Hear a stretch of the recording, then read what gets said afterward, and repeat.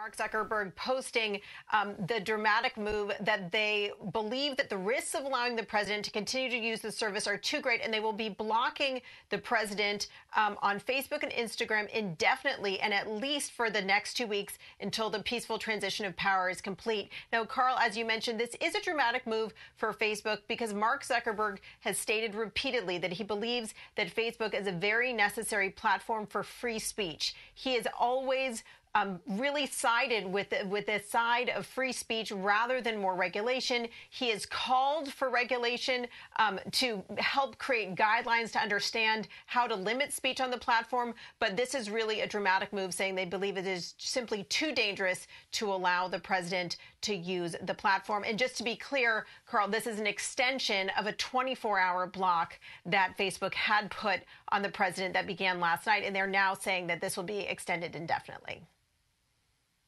To that point, Julia, I just wonder how much of this, given the fact that we have been having these conversations, I mean, I think about the tech sell-off we saw yesterday, in part because of expectations that we're going to see tighter regulations, maybe a revisit, a sharper, stronger revisit of Section 230 with this new administration. I mean, is this Zuckerberg and Facebook looking to get ahead of what might be inevitably that?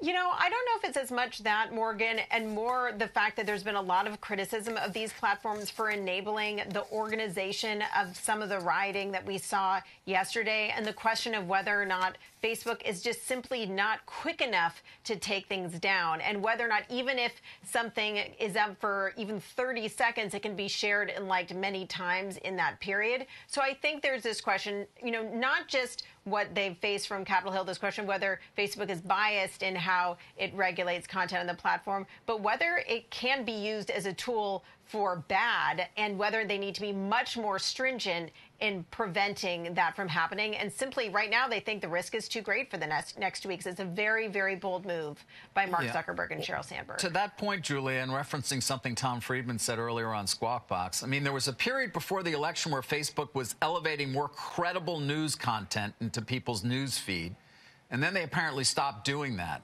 You know, do we have any sense that they're going to revisit that policy and perhaps make it permanent as well? Well, look, they have been trying to elevate reputable news, particularly about coronavirus. They've been elevating, correct news from reputable sources around the election. If you go to Instagram right now, they say, here is the election news you need to know. Here's what's happening right now on Capitol Hill. But I think what has shifted is, for many years, Zuckerberg said that they believed that people needed to know what the president was saying.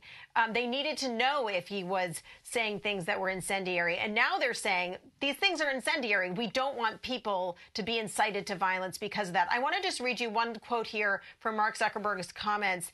He said, over the last several years, we've allowed President Trump to use our platform consistent with our rules, at times removing content or labeling its posts when they violate our policies. We did this because we believe that the public has a right to the broadest possible access to political speech, even controversial speech. But the current context is now fundamentally different, involving use of our platform to incite violent insurrection against a democratically elected government.